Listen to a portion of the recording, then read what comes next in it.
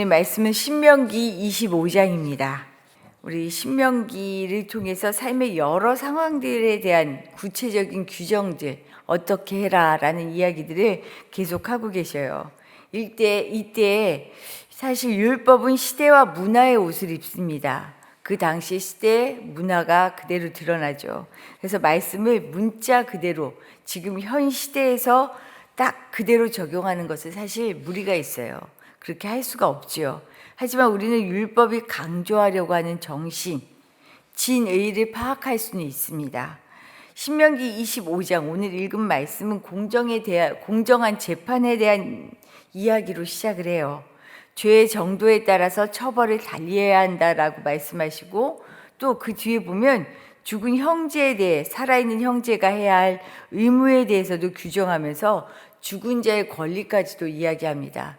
사실 이 이야기들이 특히 형제의 의무를 지는 부분에 대해서는 우리 시대적으로 이해할 수 없는, 받아들이기 어렵죠. 그대로 적용할 수는 없지만 이것이 가지는, 이 말씀을 하시는 의미는 뭘까? 그 강조점은 우리가 충분히 파악할 수 있습니다. 중요한 것은, 이 모든 것은 사실 하나님의 공의에 대해 말씀하고 계셔요. 하나님은 어떻게 공의를 이루고 계시는가, 그리고 우리에게 어떻게 공의롭게 살아가라고 말씀하시는가. 그래서 오늘 말씀을 통해 하나님의 공의를 이 땅에서 실현하며 살 수 있는 길들을 함께 살펴보려고 합니다. 먼저는 공의는 치우쳐서도 안 되고요, 지나쳐서도 안 됩니다. 치우쳐도 안 되고 넘어서서도 안 되는 거죠. 하나님께서는 공정한 재판을 통해 죄에 대해 거기에 따른 적절한 형벌을 내리도록 하셔요. 1절 말씀을 보면, 사람들 사이에 시비가 생겨 재판을 청하면 재판장은 그들을 재판해야 합니다. 재판하여, 그 다음 뭐라고 얘기하죠? 의인은 의롭다 하고 악인은 정죄할 것이며, 죄에 대해서 그냥 좋은 게 아니다라고 얘기해요. 죄에 대해서는 분명히 그냥 지나치지 않습니다. 옳은 것은 옳다, 그런 것은 그 죄에 대한 대가를 치러야 한다라고 말씀하시죠. 이처럼 죄에 대한 처벌이 정당한 것이다 라고 말씀하시는데 단서가 있어요. 뭐냐면 과도한 처벌은 안 된다. 과도하게 해서는 안 된다. 그래서 죄인에게 태형을 가할 때 40대를 넘지 못하게 하셔요. 태형을 40대로 제한한 것인데, 이것은 죄인의 인권을 존중하는 것은 물론이고요, 생명을 보호하기 위한 조치입니다. 3절 말씀을 보면 이렇게 나와요. 40대까지는 때리려니와 그것을 넘기지는 못할지니 만일 그것을 넘겨 매를 지나치게 때리면, 그 다음에 이유가 나오는 거죠. 내가 내 형제를 경히 여기는 것이 될까 하노라. 한계를 넘어선 매는 벌을 넘어서 모멸감을 주는 것이 됩니다. 그리고 이것이 생명을 위협하는 일까지도 되는 거고요. 비록 죄를 범하여 악한 자가 되어서 그 대가를 치러야 하는 것은 맞지만, 무차별 폭력으로 인해 부당한 죽음에 이르는 것은 방지하고 계셔요. 또 죽음의 위기에 처한 상태에서 수치심을 느끼지 않도록 죄인이지만 그 존엄성을 인정하고 있습니다. 죄인이니까 함부로 대할 수 있다? 아니라고 지금 말씀하시는 거죠. 그래서 죄인이지만 그 형제를 지금 오늘 말씀을 보면 뭐라고 표현하냐면 형제라는 표현을 쓰고 계셔요. 형제예요, 형제. 비록 재판에서 악인으로 판결되었지만 그가 형제라는 사실을 망각해서는 안 된다라는 것을 보여주고 계시는 거죠. 하나님의 공의는 분명합니다. 죄를 죄 없다 하시는 분이 결코 아니에요. 그렇지만 하나님이 공의를 세우시는 이유 역시도 분명해요. 뭐냐면 벌이 목적이 아니에요. 하나님의 공의에서는요, 벌을 목적으로 하고 있지 않습니다. 벌을 통해 새롭게 세우는 것이 하나님의 목적이에요. 하나님의 공의의 다른 이름은 그래서 사랑이다라고 말할 수 있어요. 사랑을 이루기 위한 공의. 그러니 태형은 경각심을 일으키는 것은 맞지만 모멸감을 주는 학대가 되어서는 안 되는 거죠. 우리 가끔 자녀들이 벌할 때도 그러잖아요. 체벌을 할 때 요즘은 체벌을 금지하는데 매를 딱 들어요. 자녀들을 훈육하기 위해서. 근데 때리다 보면 어떤 마음 드세요? 내 그냥 감정이 북받쳐서 때리는 순간들이 있죠. 사실 사람이 그렇다는 거예요. 그것을 막으시는 거죠. 이처럼 적절한 형벌은요, 악을 끊어내는 역할을 하지만 지나친 형벌은 또 다른 악을 낳을 수도 있어요. 죄에 대해 치우침 없이 엄격해야 하지만 결코 과도하게 지나친 형벌 역시도 하나님은 막고 계십니다. 공의의 목적은 뭐예요? 사람을 살리고 세우는 사랑에 있음을 기억해야 해요. 그래서 하나님은 공정은 치우쳐서도 안 되지만 지나쳐서도 안 된다는 것을 우리에게 말씀하십니다. 두 번째로 오늘 하나님의 공의에서는요, 사람을 넘어선 창조 세계까지도 하나님의 공의는 미치고 있다라는 것을 볼 수 있어요. 오늘 우리 신명기 25장 4절 말씀 다시 한번 읽어볼게요. 4절입니다. 곡식 떠는 소에게 망을 씌우지 말지니라. 곡식을 타작하는 소의 입에 망을 씌우지 말라고 하는 것은 배고픈 소에 대한 배려예요. 먹지 못하게 망을 씌우지 말라는 거죠. 소의 입에 망을 씌워서 먹지 못하게 하는 것, 이게 학대라는 거죠. 일한 사람이 그 대가를 받듯이 소에게 나달을 당연히 나달은 누려야 할 대가입니다. 이 말은 뭐냐면 사람이든 가축이든 생명은 모두 하나님이 주신 것이니 존중해야 해요. 소중히 여길 수 있어야 합니다.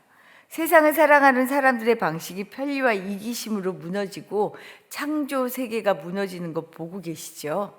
지금 뭐 기후 위기다, 그리고 우리 진짜 엄청난 이런 파괴되어지는 창조 세계가 파괴되어지는 것을 우리 눈으로 보고 있잖아요.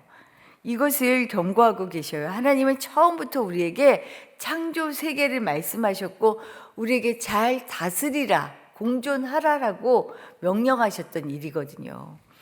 사실은 제가 제일 약한 부분 중에 하나가, 마음에 걸리는 것 중에 하나가, 저는 동물을 좀 무서워해요.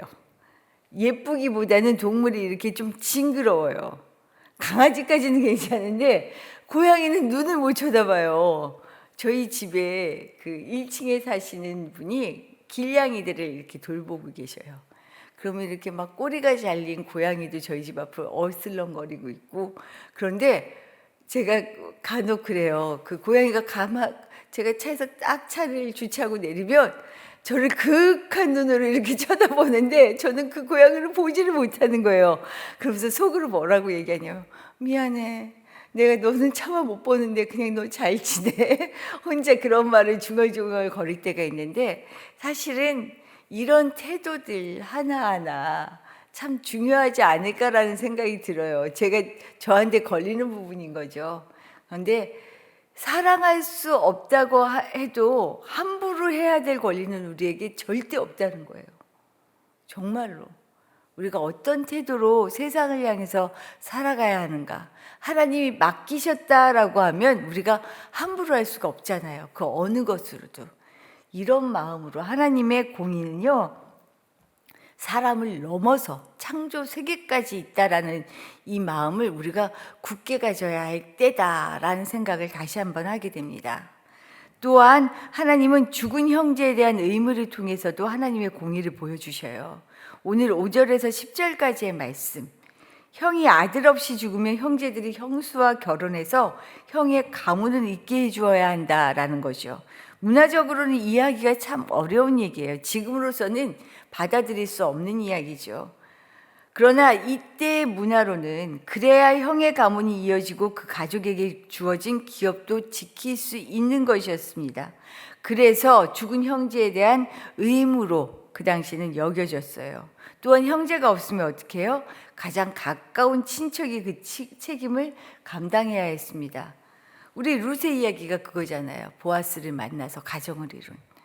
당시 이스라엘에서 대를 잇는 것은요, 생명을 잇는 것이었어요. 하나님의 언약을 이어가는 것으로 이해했습니다. 이런 점에서 혼인은 사람의 가장 중요한 의무 중에 하나였죠. 지금 우리가 살아가는 사회, 우리 젊은이들한테는 감히 쉽게 말하지도 못하는 일이 되었는데 당신은 그랬어요. 각 사람은 이전 세대와 다음 세대의 통로가 되는 셈입니다. 그래서 이와 같은 형제의 의무는요, 하나님의 창조의 명령에 대한 순종이다라고 받아들여진 거죠. 또한 당시 남편이 죽어 과부가 된 여인은 어때요? 경제력이 없어서 살 길이 없었어요. 그래서 하나님은 형의 아내를 받아들이는 것은 경제력 없는 여성에 대한 존엄, 살 길을 지켜주는 것이기도 했다는 거죠. 당신의 문화를 이해하지 못하면 이게 뭔가 싶은 일이지만 이 문화를 이해하며 그 뜻을 파악할 때는요, 하나님께서 이렇게 한 사람의 생명, 약한 자를 돌보셨구나. 그리고 생명이 이어지는 것을 얼마나 중요하게 여기셨구나라는 것을 보여주시고 있는 대목이에요. 마지막으로 오늘 말씀에서는 부정한 방법으로 부당한 이익을 취하는 것을 철저하게 금하십니다. 13절 이하에서는요, 공정하고 정직한 상거래에 대한 이야기를 하고 계셔요. 공정한 상거래는 부정직한 거래로 인해서 붕괴되어지는 이 사회의 붕괴를 막고요, 사람의 욕심을 극복하는 수단이 된다라는 것을 보여주고 있어요. 더 많은 이윤이 아니라 더 바르고 공정하게, 때로는 불편과 손해를 감수하더라도 다른 사람이 불이익을 겪지 않도록 배려하며 살라라고 하는 구체적인 말씀이에요. 그래서 17절 이하에서는요, 이런 아말렉 이야기를 하시죠. 출애굽한 이스라엘이 광야를 지날 때에 이스라엘을 공격했어요. 뒤처진 사람들, 약한 사람들을 공격했어요. 이런 아말렉을 진멸하라라고 명령하셔요. 왜 그랬을까? 뒤처진 사람들이라면 대부분 노인, 여성, 아이와 같은 약자들이었거든요. 이런 아말렉의 행동에 대해서 18절 말씀을 보면 뭐라고 얘기하냐면, 약자들을 뒤에서 공격하는 아말렉, 하나님을 두려워하지 않았기 때문이다 라고 표현해요. 하나님은 우리가 어제 24장 말씀을 통해서도 보았지만 약자들을 향해 그냥 두지 않으셔요. 약자들을 배려해야 한다는 것을 당연한 의무로, 공정을 기하는 일로 얘기하고 계시거든요.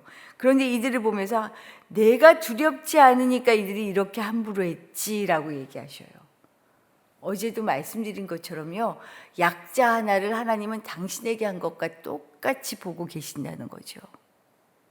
생명을 소중히 여기시는 하나님의 존재 자체를 인정하지 않은 것이다 라고 얘기하셔요. 사람에 대한 존중과 배려, 하나님의 정의를 이루며 살아가는 법을 24장 어제도 말씀하셨지만 오늘도 동일하게 말씀하고 계십니다. 하나님의 말씀은, 이 말씀을 준비하면서 그 생각이 나더라고요. 마지막으로, 하나님의 말씀은 저 세상 일이 아니다. 이 말은 뭐냐면 마음속의 일이 아니고 생각으로 다짐하는 것으로 끝나는 일이 아니에요. 하나님의 말씀은 어떻게 해요? 이 땅에서 내가 어떻게 살아야 하는지를, 살아가는 일을 말씀하고 계셔요.